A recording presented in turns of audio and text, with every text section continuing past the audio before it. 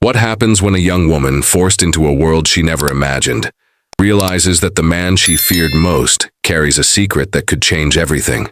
Thank you so much for watching and for all your comments. Let me know at the end if you like the story, and where you're watching from and why you're following this. The Arizona Territory, 1875.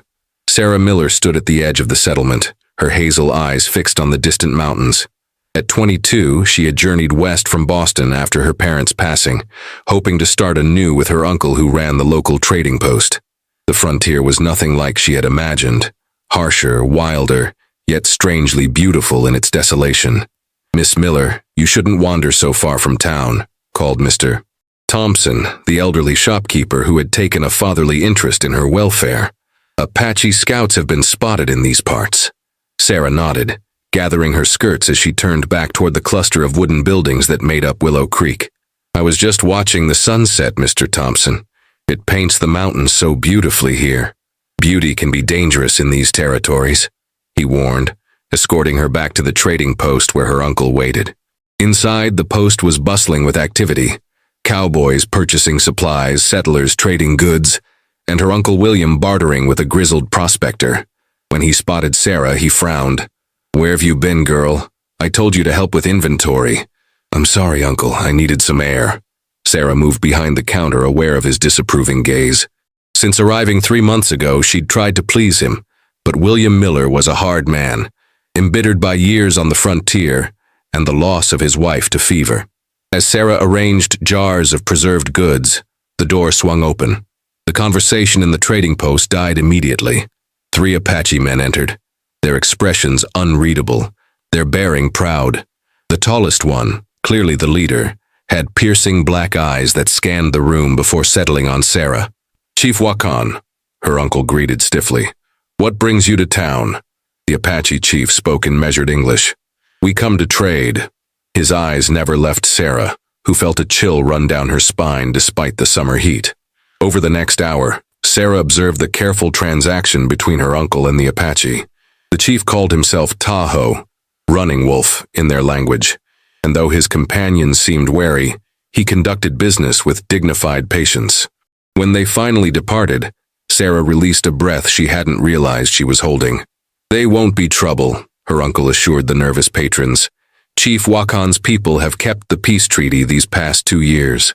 That night, Sarah wrote in her journal by candlelight, describing the Apache chief with his stoic demeanor and penetrating gaze. There was something in his eyes, not just fierceness, but intelligence, and perhaps a hidden depth she couldn't fathom. 3 days later, the peace shattered. Sarah woke to screams and the smell of smoke.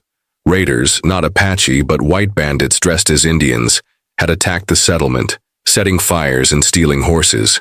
In the chaos, Sarah was separated from her uncle. She ran toward the creek, hoping to hide among the willows, when rough hands grabbed her from behind. "Look what I found!"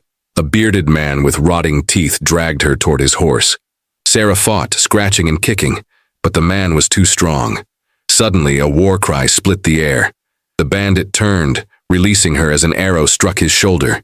He fell, clutching the wound and cursing. Sarah scrambled away, only to find herself face to face with Chief Wakan and his warriors. The Apache had come not as raiders, but as allies, pursuing the bandits who had been causing trouble on both settler and tribal lands. In the confusion of battle, Sarah found herself pulled onto the chief's horse, his strong arm around her waist as they rode away from the burning settlement. "Wait, my uncle," she protested. "Settlement lost. Too many bandits," Tahoe answered tersely. "You safe with Apache now." As they rode into the mountains, Sarah looked back at the only home she had known in the West, flames reaching toward the dawn sky. She didn't know if her uncle had survived or what fate awaited her among the Apache, but something told her that Chief Wakan, for reasons she couldn't understand, had chosen to save her life amid the chaos. Hours later, they arrived at the Apache encampment. Women emerged from hide-covered wickiups. Children stopped their play to stare at the white woman in their midst. Sarah slid from the horse, legs trembling with exhaustion and fear. "Why did you bring me here?" she asked Tahoe. The chief regarded her solemnly. "Spirits showed me. You belong with Apache now. You become my wife." Sarah's world spun. Your wife? No, I can't. It is decided, he stated, turning to give orders to his people. My mother will prepare you. As Sarah was led away by an elderly Apache woman, she fought back tears. How had her search for a new beginning led to this? Forced to marry a man she didn't know, from a culture worlds apart from her own. Yet as she glanced back at Tahoe, she caught a brief look of uncertainty in his eyes, a flash of vulnerability that made her wonder what lay beneath his fierce exterior. Days passed in the Apache village, each one a lesson in survival and adaptation for Sarah. The chief's mother, whom everyone called Luna, taught her the ways of the tribe, how to grind corn, prepare hides, and recognize healing plants. Though they shared no common language beyond a few words, the old woman showed unexpected kindness, her weathered face occasionally softening when Sarah mastered a new skill. Sarah had been given a small wiki up near Luna's, and to her surprise, Tahoe had not pressed his claim that she would become his wife. Instead, he watched her from afar, his expression unreadable as she gradually found her place among his people. One evening, as Sarah sat alone by a small fire, Tahoe approached and sat across from her. The flames highlighted the strong planes of his face, the proud set of his shoulders. Why haven't you forced me to marry you? Sarah finally asked, the question that had plagued her for days. Tahoe studied her for a long moment. Apache warrior does not force. Wife must come willingly to be true wife. Sarah was startled by his answer. Then why bring me here at all? I saw you in trading post. Eyes like mountain sky after storm. Strong spirit. He paused, searching for words in his limited English. Then vision came. You standing with me as village burned. Knew then you important to future of my people. A vision? Sarah asked skeptically. You brought me here because of a dream. Tahoe's expression hardened slightly. Not dream. Vision. Apache understand what white man does not. The spirits speak if we listen. Sarah looked away, unsure how to respond to his conviction. What about my uncle? The settlement? Scouts say some buildings still stand, some people return. Your uncle lives but is injured. Relief flooded through her. Then I should go back to him. Not safe, Tahoe stated firmly. Bandits still hunt these lands. They return.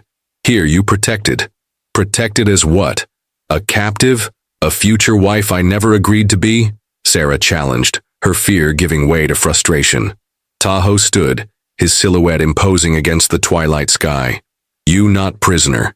You guest of chief until you choose. He turned to leave, then stopped. Tomorrow I show you something. Then perhaps you understand. Before dawn the next day, Sarah was awakened by Luna, who helped her dress in Apache garments, a soft buckskin dress and moccasins that were surprisingly comfortable. Outside, Tahoe waited on horseback, a second horse prepared for her. They rode in silence as the sun climbed into the sky, ascending a winding trail into the mountains.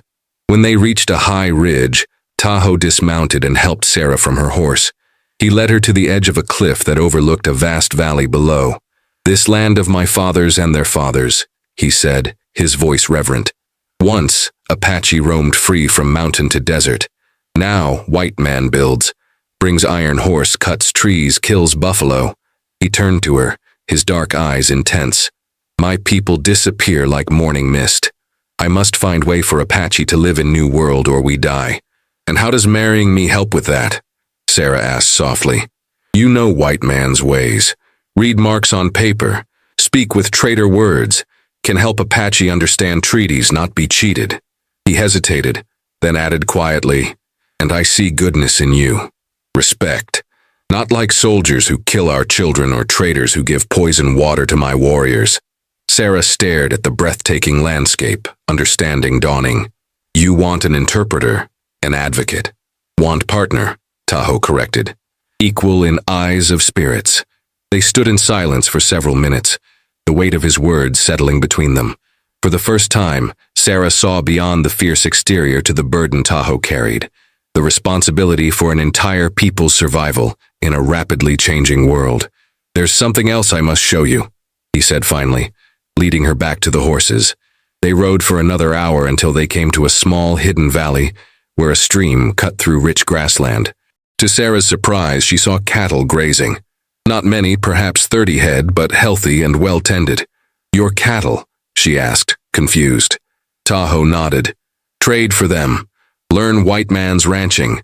Apache must find new way to feed people when buffalo gone. When government puts us on reservation land. You're preparing for the future, Sarah realized. Adapting.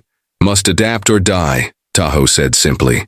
Like wolf who changes hunting ground when forest burns. As they returned to the village, Sarah found herself seeing Tahoe differently. Not just as a warrior chief, but as a man of vision struggling to preserve his people's way of life, while embracing inevitable change. That night, when Luna brought her evening meal, Sarah asked the old woman to teach her Apache words, making the elderly woman's eyes crinkle with surprised pleasure. Days turned into weeks, and Sarah's understanding of Apache life deepened. She learned that Tahoe had been educated briefly at a mission school before running away, explaining his grasp of English. She discovered the rituals and beliefs that governed tribal life, the deep respect for nature, and the complex social bonds that united the community.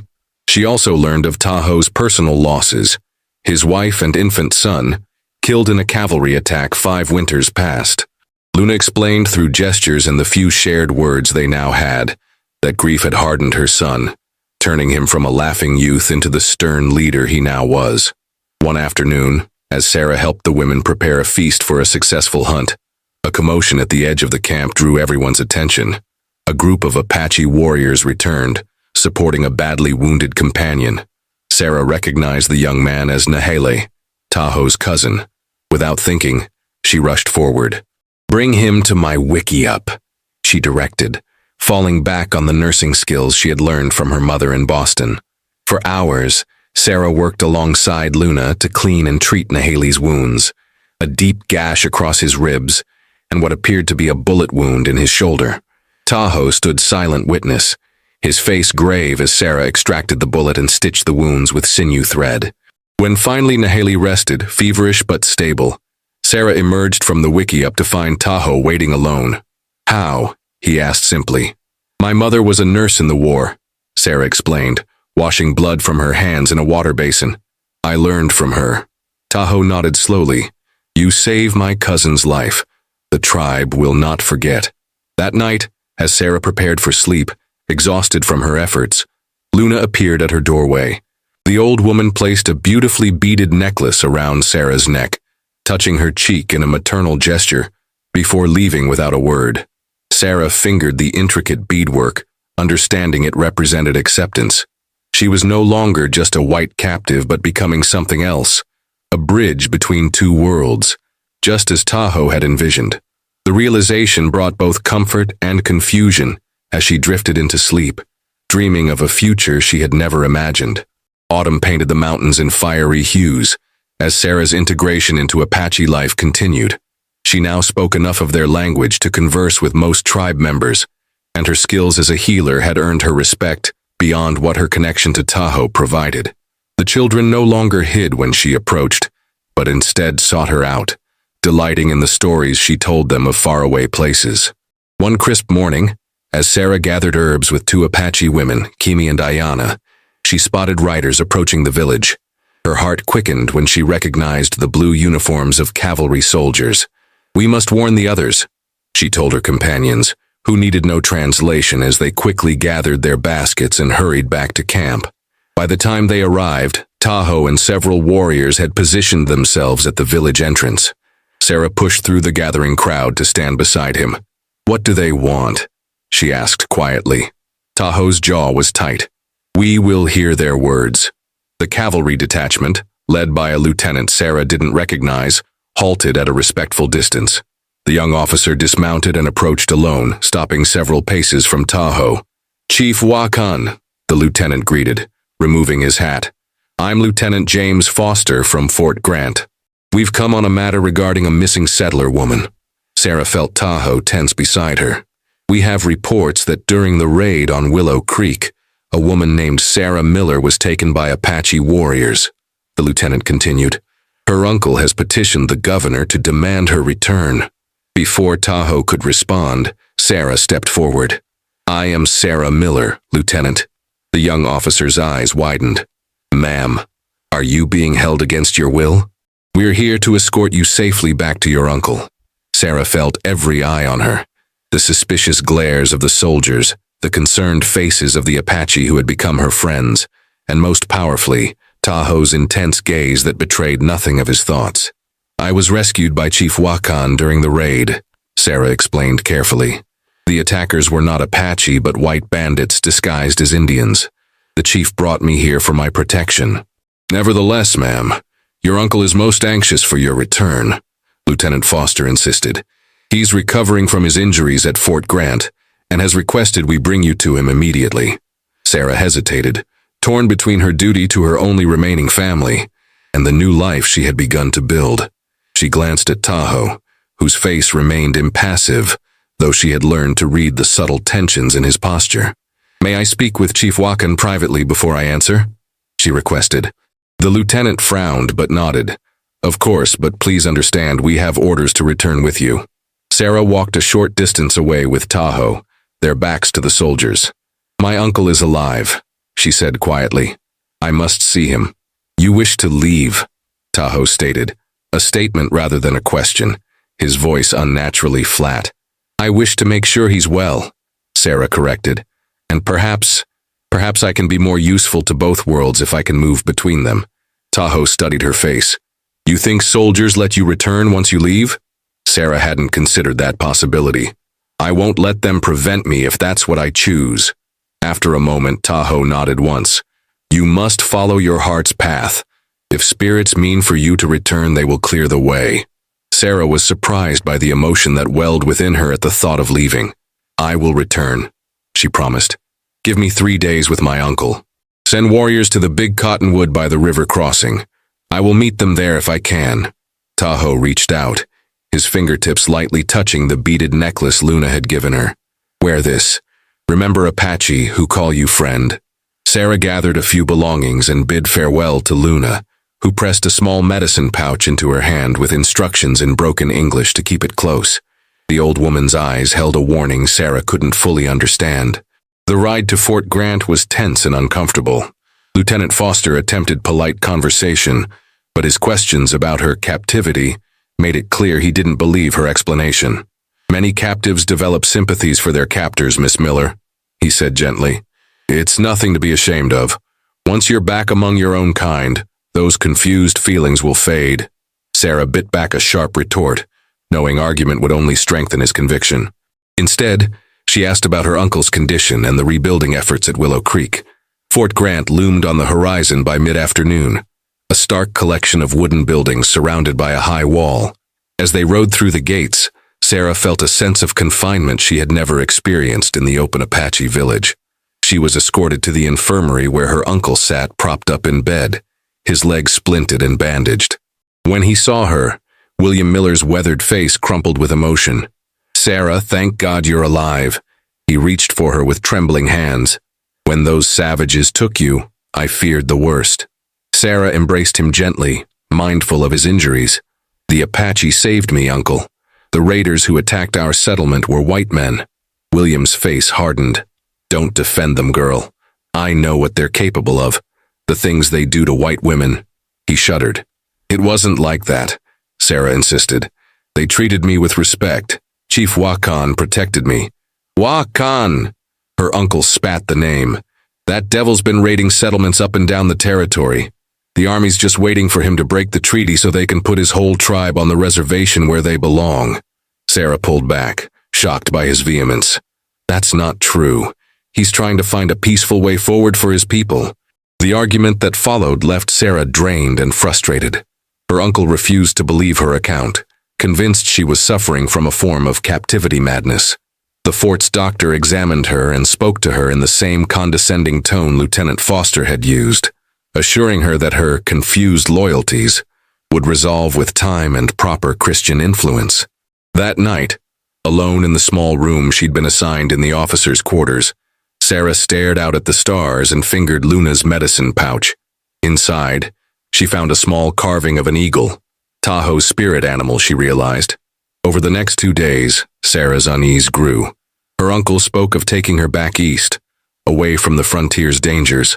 The fort commander made it clear she would not be permitted to leave unescorted due to Apache threats in the area.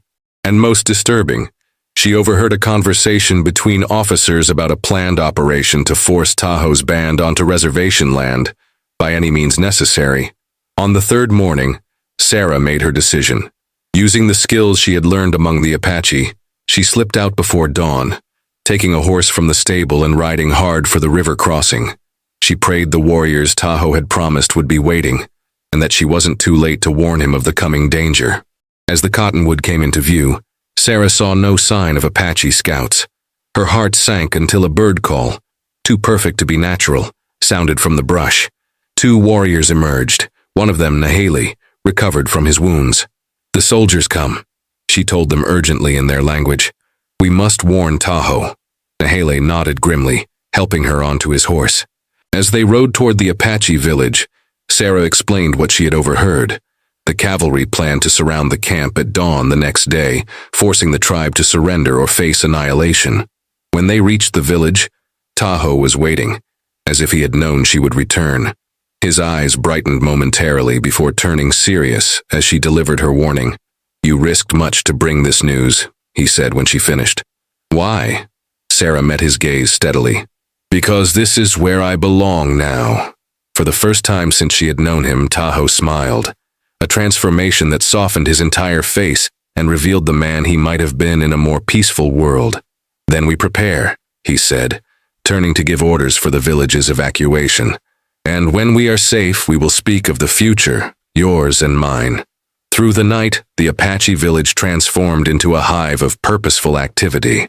Women packed essential belongings while warriors prepared horses and weapons. Children were bundled in warm blankets, their solemn eyes reflecting the gravity of the situation they had faced too many times before. Sarah worked alongside Luna, helping the elderly and infirm prepare for the journey. The old woman nodded approvingly as Sarah expertly secured medicine bundles and instructed younger women on which healing plants to gather quickly from the surrounding area. "You Apache now," Luna said in her broken English, the most words she had strung together for Sarah. "My son, see true with heart."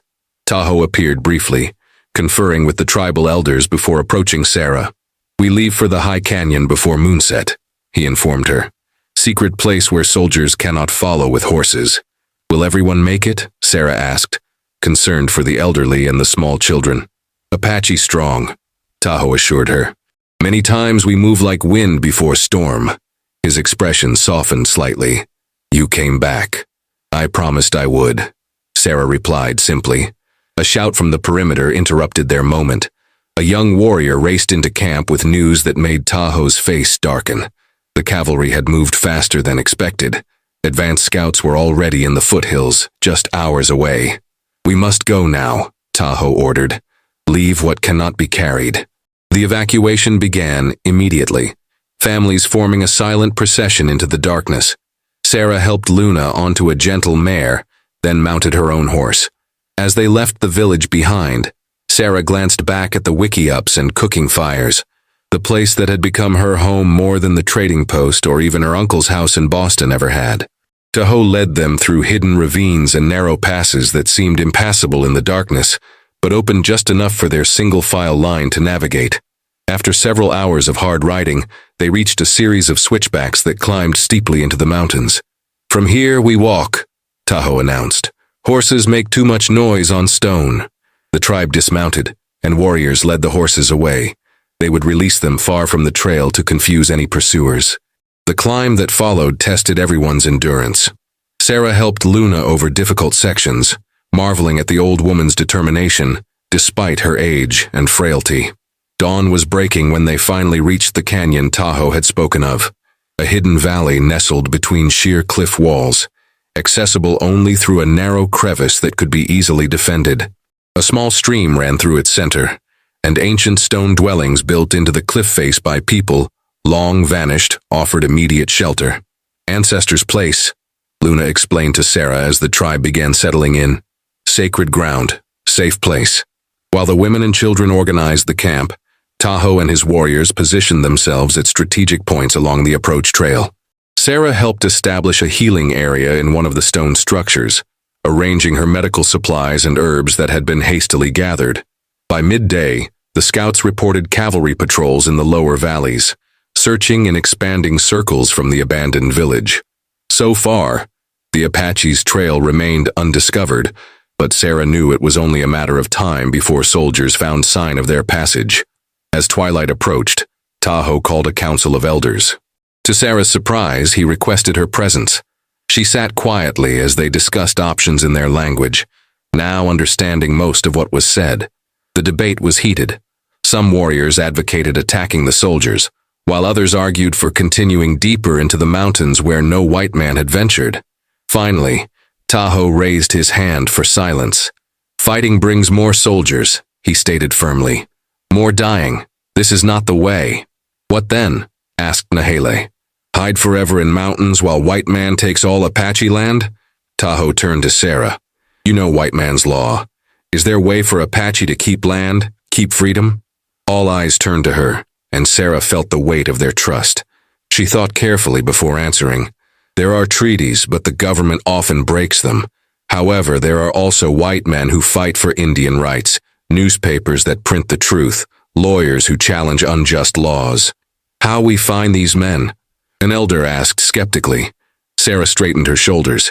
"I can help. I can write letters, speak to those with influence. My uncle knows the territorial governor. If I can make him understand the truth about who attacked Willow Creek, perhaps the army will pursue the real criminals instead of innocent Apache." The council fell silent, considering her words. Finally, Luna spoke, her voice carrying surprising authority. "My son had vision of this woman standing between Apache and destruction. Spirits do not send false dreams. She is bridge between worlds." Tahoe nodded slowly. "It is decided. We will try this path of words before path of blood." That night, as the tribe settled into uneasy sleep, Sarah sat beside a small fire with Tahoe. The flickering light cast shadows across his strong features as he carved a piece of wood with practiced hands. "What will happen if your plan fails?" he asked quietly. Sarah watched the stars appear above the canyon walls. "Then we find another way. I won't abandon your people, Tahoe." He set aside his carving, a small eagle similar to the one Luna had given her. "When I took you from burning settlement, I thought spirits wanted you as